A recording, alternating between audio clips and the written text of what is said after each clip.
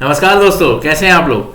This is CACS स्पर्श Judani this side and जितना मुझे स्टूडेंट्स की रिक्वेस्ट आ रही थी, this is 30 days CA final road map. इसमें मैं आपको सब्जेक्ट का टाइम एलोकेशन, चाहे वो ग्रुप एक ग्रुप रहे आपके या बोथ ग्रुप रहे, और उसके अलावा जो चीज़ें यहाँ से आपको करनी है CA फाइनल क्लियर करने के लिए, इसके साथ एंड में एक बहुत अच्छी चीज़ हम रिवील करने वाले जो हमने प्लान की है, that is 30 days CA final super mentorship. बहुत अच्छा कुछ प्लान किया हुआ उसमें, बहुत सारी चीज़ें वो एंड में आपको बताऊंगा।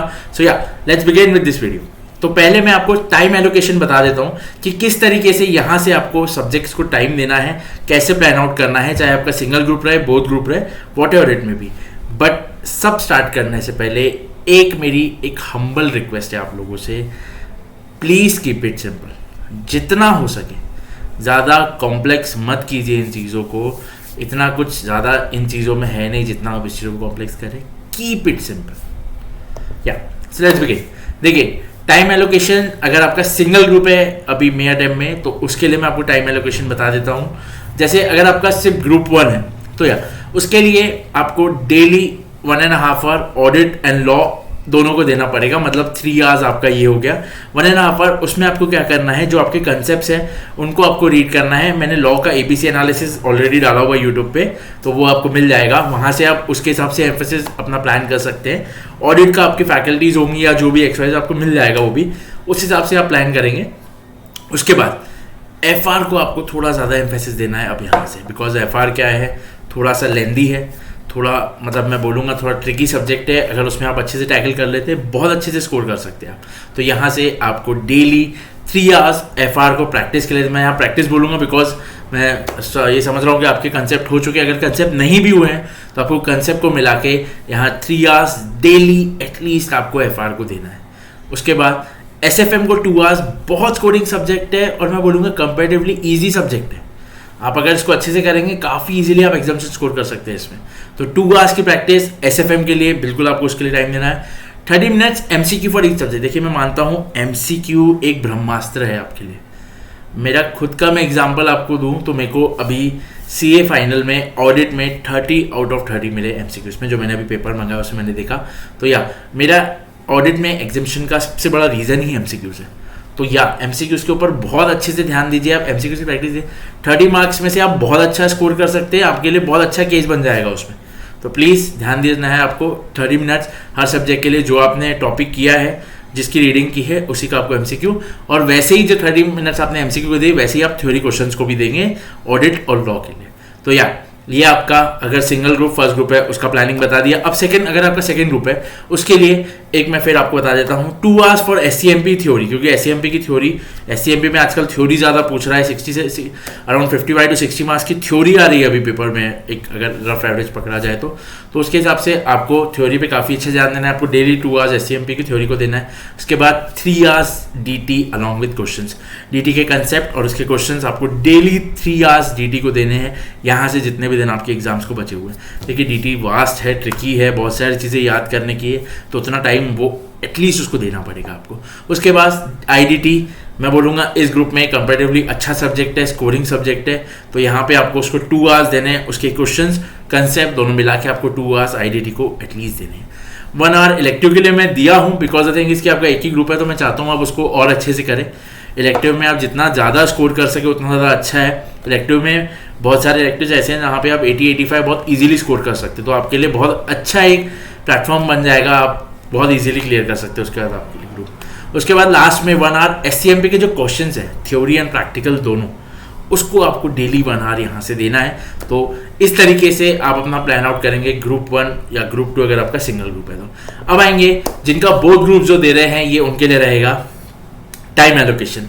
यहाँ पे आपको FR को 2 आवर्स देने, बिकॉज देखिए आपके पास काफ़ी सारे और सब्जेक्ट्स हैं, तो डेली 2 आवर्स FR को देने। मैं यहाँ से चाहूँगा आप जितने दिन में ज़्यादा सब्जेक्ट पढ़ सके उतना ज़्यादा अच्छा है। जैसे मैंने ये ट्राइड एंड टेस्टेड है, ये खुद मैंने ये सब चीज़ें अप्लाई की थी अपने ऊपर, और मैंने दूसरों को भी जितना बताया था उन पर भी काफ़ी चीज़ें ये वर्क की है। तो प्लीज़ मैं चाहूँगा कि आप जितने सब्जेक्ट एक दिन में पढ़ सके उतना अच्छा रहेगा, बिकॉज इस टाइम पर आपका ज़्यादा समय है नहीं, तो आपको सारे सब्जेक्ट को एम्फेसिस देके चलना है। तो ये काफ़ी, अगर आप सिर्फ ऐसे करेंगे ये 2 दिन एक ही एक सब्जेक्ट पढ़ेंगे उसके बाद, तो कहीं ना कहीं थोड़ी लिंक टूटती है, कहीं ना कहीं वो इशू जाता है।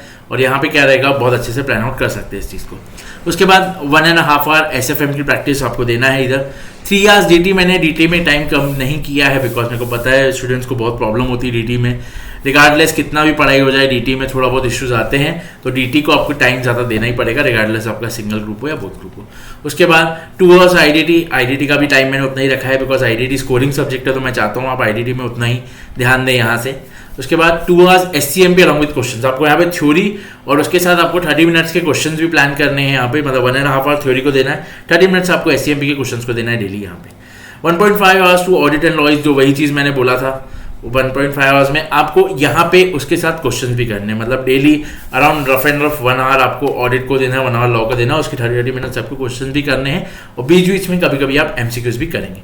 उसके बाद 30 मिनट्स आपको देना है डेली यहाँ से इलेक्टिव को, अगर आपका बोथ ग्रुप है तो 30 मिनट्स आप डेली इलेक्टिव को देंगे। उससे क्या रहेगा, आपका एक लिंक बना रहेगा, इसको आप रफ एंड रफ स्किप भी कर सकते हैं, कोई और सब्जेक्ट भी पढ़ सकते हैं, ये चीज़ मैंने डाली हुई है।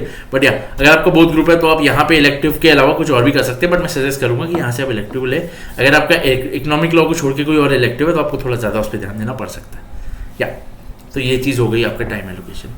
अब जो इंपॉर्टेंट चीज़ है मैं आपको बताने वाला हूँ, be fearless, this is the only way to do. देखिए जो भी चीज़ें रहे, मैं कितना भी आपको स्ट्रैटेजी बता दूँ, कुछ भी बता दूँ, जब तक आप फियरलेस होके एग्ज़ाम में नहीं जाएंगे ना, तब तक CA फाइनल शायद उतना इजी ना हो आपके लिए। बिकॉज द थिंग इज़ कि क्या होगा ना, फियर आपको पूरा रोक लेगा, जितना आप पोटेंशियल है उतना आप परफॉर्म नहीं कर पाएंगे, और फियर के साथ आपको जो चीज़ें आती है आप वो भी अच्छे से नहीं लिख पाएंगे। तो सो बहुत ज़्यादा ध्यान देना है इन चीज़ों पे। उसके बाद आपको प्रॉपर रेस्ट लेना है, योगा करना है, मेडिटेशन करना है, जो मैं हर वीडियो में इस पर एम्फेसिस दे रहा हूँ। बहुत ज़्यादा इंपॉर्टेंट है आपके लिए योगा और मेडिटेशन इस टाइम पे, बिकॉज इतना सारा आपको पढ़ना है, इतने स्ट्रेस से आप चल रहे हैं, बहुत ज़्यादा ज़रूरी है आपके लिए, आपके माइंड के लिए, इवन फिजिकली आपके लिए योगा और मेडिटेशन। और कुछ थोड़ा बहुत फिजिकल वर्कआउट कीजिए, वॉक पे जाइए, साइकिलिंग पे जाइए, कुछ स्पोर्ट खेलिए, बैडमिंटन, XYZ, टेबल टेनिस, जो भी, थोड़ा फिजिकल अपना एक्टिविटी चालू रखिए। बिल्कुल आपको एक जगह पे सारा दिन बैठे नहीं रहना है, फिजिकल एक्टिविटी आपको चालू रखनी है। तो ये चीज़ें मैं आपको बता दिया कि किस तरीके से यहाँ से आपको प्लान आउट करना है। एक और बात, मॉक टेस्ट के लिए जो मेरे को डाउट्स आ रहे थे कि मॉक टेस्ट देना चाहिए कि नहीं देना चाहिए, देखिए इट डिपेंड्स, आपके पास अगर उतना टाइम है, आपके सब्जेक्ट सारे पढ़ के हो चुके तो बिल्कुल आप मॉक टेस्ट दीजिए, उसमें कोई हार्म नहीं है। बट हाँ, आपके पास टाइम नहीं है और आप अभी सीधा मॉक टेस्ट पे जंप करेंगे, आपके सब्जेक्ट भी अभी कंप्लीट नहीं हो, तो मैं बोलूँगा आपको कि आप अभी पहले अपने सब्जेक्ट खत्म करने पर ज़्यादा एम्फेसिस दीजिए और बाद में आप मॉक को गो थ्रू करके जाइए। बिल्कुल जो भी इंस्टीट्यूट के मॉक्स है, पास पेपर्स हैं, उनको गो थ्रू करिए। अगर आपके पास टाइम है तो बिल्कुल अभी आप मॉक दे सकते हैं, नहीं है तो अभी ठीक है, पहले अपने सब्जेक्ट कंप्लीट कीजिए, उसके बाद लास्ट में मॉक को ग्रो कीजिए। ठीक है, ओके। अब इम्पोर्टेंट चीज़ जो मैं आपको बताने वाला था, that is 30 days CA final super mentorship. ये मैंने इसका खास करके नाम दिया है द लास्ट स्लीप, आखिरी पड़ाव। 30 दिन है हमारे पास एग्जाम के लिए, पूरा अपना 100% देना है, हर चीज़ में 100% देना है, जितना हो सके पूरा हम अपना 100% देंगे, ये एग्जाम को क्लियर करेंगे 1 शॉट में। सो 2 अप्रैल से स्टार्ट होने वाला है। इसके फीचर्स मैं आपको बता दूं, यहाँ पे आपको स्टडी प्लानर प्रोवाइड किया जाएगा, 8 to clear the CA exam, जितनी हमारे से हेल्प हो सके we would help you. 100% guidance. चलो लास्ट पेपर आपका 1 ग्रुप रहे, 2 ग्रुप रहे, 4 ग्रुप रहे, जब तक आपके पूरे पेपर्स खत्म नहीं हो जाते, पूरा 100% गाइडेंस रहेगा। 1-on-1 इंटरेक्शन रहेगा, काफ़ी ज़्यादा इंटरेक्शन रहेगा, जूम मीटिंग्स रहेगी, 1-on-1 इंटरेक्ट करेंगे, ऑन कॉल, मैसेजेस, XYZ, जो भी आपका प्रॉब्लम रहेगा वी वुड सॉल्व इट। उसके बाद मेन चीज़ मैं ज़्यादा एम्फेसिस दूंगा, help to resolve psychological issues. जो साइकोलॉजिकल इश्यूज़ इस टाइम पे होते हैं, एंजाइटी, फियर, जो चीज़ें आपको पढ़ने में उतना 100% नहीं देना मतलब देने से रोकती है, वो चीज़ों के ऊपर हम ज़्यादा ध्यान देंगे, वो चीज़ों को हम रिजॉल्व, बिकॉज अगर वो चीज़ें रिजॉल्व हो गई तो बाकी चीज़ों की आपको ज़्यादा ज़रूरत भी नहीं पड़ेगी। सही है। उसके बाद एक हम लेंगे आपको ऐसा, मतलब देखिए हम सिर्फ वो एक मोटिवेशन नहीं देंगे कि सुबह आके हमने आपको एक चीज़ बोल दी और आप मोटिवेट हो जाएंगे। हम ऐसे प्लान करेंगे कि आपका वो मोटिवेशन इनर मोटिवेशन रहना चाहिए, आपका जो भी आपके एक्शंस रहेंगे that should be bye inner motivation, तो वो हम ज़्यादा ध्यान रखेंगे। तो उसके बाद हमारे पास हमारा जो ग्रुप है, हमारी फैकल्टीज़ है, वो कुछ टॉपिक्स के आपको वॉइस रिकॉर्डिंग भी प्रोवाइड करेंगे ग्रुप में, तो आप उससे भी आपका रिवीजन कर सकते हैं, बहुत ज़्यादा हेल्पफुल रहेगा।